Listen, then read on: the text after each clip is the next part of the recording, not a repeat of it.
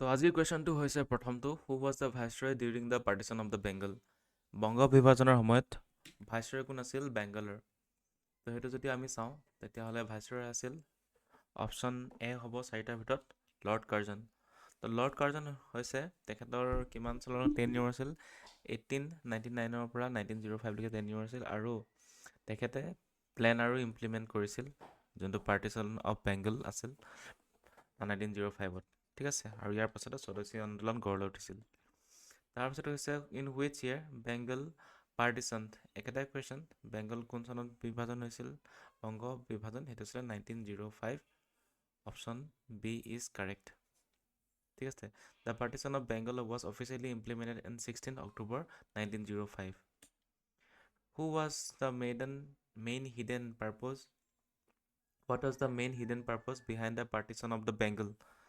তো বংগ বিভাজনৰ মূলত কাৰণ কি আছিল বংগ বিভাজনৰ যোনটো পিছফালে কাৰণটো কি আছিল কিহৰ কাৰণে বেংগল পাৰ্টিশ্যন কৰিছিল এইটো কুৱেশ্যন দিছে তো এইটো হৈছিল যে option B break the Hindu Muslim unity কাৰণ সেই সময়ত বংগত হিন্দু আৰু মুছলিমৰ ইউনিটি বহুত বাঢ়ি গৈছিলে আৰু এনেকৈ যদি বাঢ়ি গৈ থাকে ব্ৰিটিছসকলে ভাবিছিল যে তেওঁলোকৰ বাবে পিছত অসুবিধাৰ সৃষ্টি হ'ব ঠিক আছে গতিকে তেওঁলোকৰ ইউনিটি ভাঙিবলৈ হিন্দু মুছলিমৰ বংগ বিভাজন কৰিছিল দুটাক ভাগ কৰি দিছিল ঠিক আছে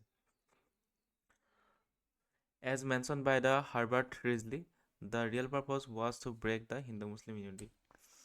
তাৰপিছত question number 4.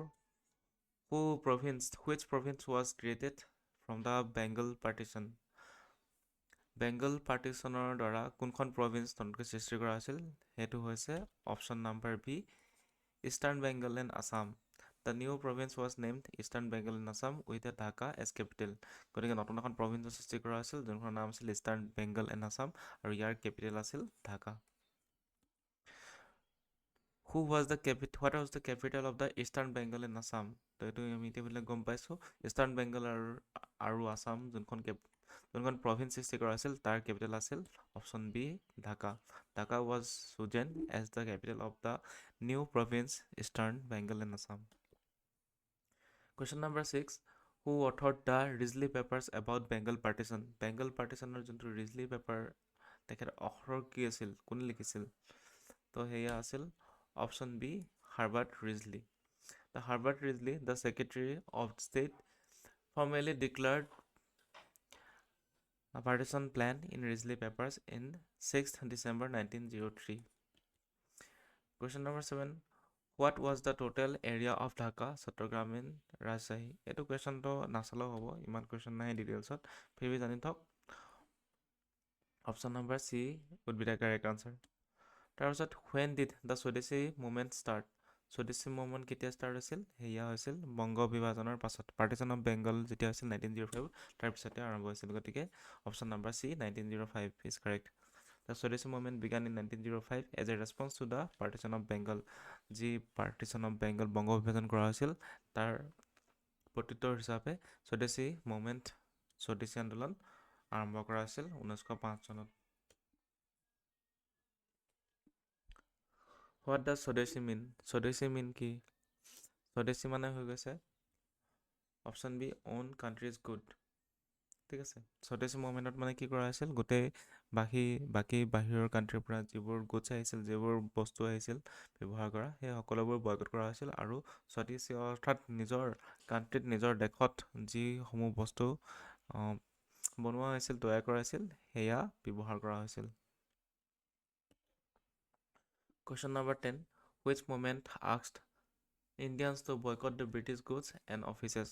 তো গতিকে কৈছে যে কোনটো আন্দোলনত ইণ্ডিয়াসকলক মানে ভাৰতৰ ভাৰতীয়সকলক ব্ৰিটিছৰ যিসমূহ সামগ্ৰী আছিল আৰু তেওঁলোকৰ অফিচসমূহ বয়কট কৰিব কৈছিল সেয়া আছিল swadeshi movement option number B correct হৈ যাব the swadeshi movement promoted boycott of the British goods and use of Indian products তো এই স্বদেশী আন্দোলনতে কি কৈছিল ব্ৰিটিছৰ যিসমূহ সামগ্ৰী আছিল সেইবোৰ বয়কট কৰিবলৈ কৈছিল আৰু ইণ্ডিয়ান প্ৰডাক্ট ব্যৱহাৰ কৰিব কৈছিল what was the total population of the eastern Bengal and Assam সেই স্বদেশী আন্দোলনৰ সময়ত মানে ইষ্টাৰ্ণ বেংগল আৰু আছামৰ টোটেল কেপিটেল কিমান আছিল এয়া আছিল প্ৰায় 3 crores 10 lakhs Eastern Bengal and Assam had population around 3 crore 10 lakhs So question number 12, how many districts were annexed to Assam from Bengal during partition?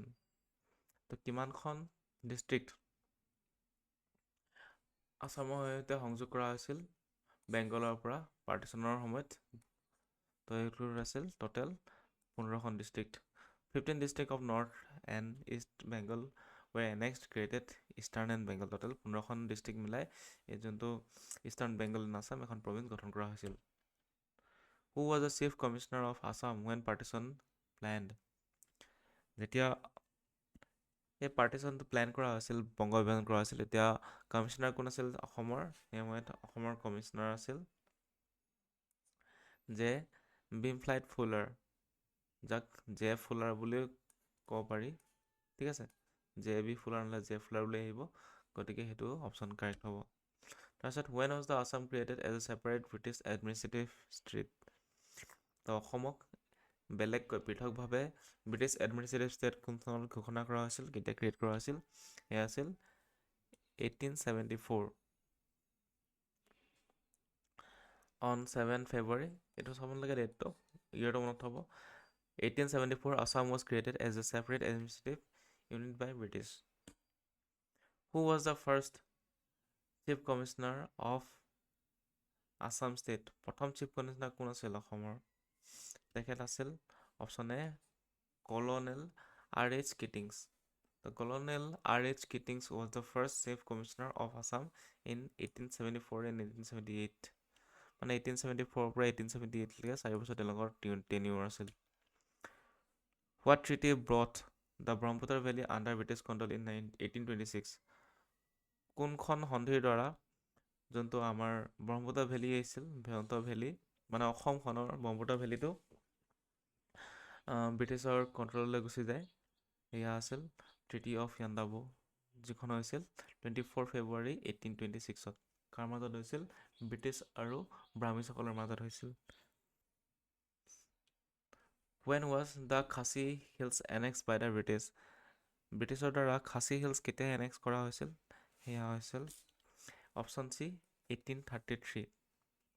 The Khasi Hills were annexed by the British in 1833. তাৰপিছত what major contribution did the Swadeshi movement make? যোনটো স্বদেশী movement হৈছিল, স্বদেশী আন্দোলন হৈছিল, সেই আন্দোলনে major contribution কি দিছিল? তো সেয়া দিছিল Indian national literature and education. ঠিক আছে, swadeshi movement promoted the national literature education and national industries. তো যিহেতু স্বদেশী মুভমেণ্টত যিসমূহ ব্ৰিটিছ গুডছ আছিল, ব্ৰিটিছৰ পৰা বস্তু বনাই আহিছিল ভাৰতলৈ, সেইসমূহ ট'টেলি বয়কট কৰি দিছিল. আৰু ইণ্ডিয়াতে যোনখিনি স্বদেশত মানে নিজে গঢ় লৈ উঠা যিখিনি ইণ্ডিয়াতে বনোৱা হৈছিল সামগ্ৰীসমূহ, সেইবোৰ সামগ্ৰী ব্যৱহাৰ কৰিছিল.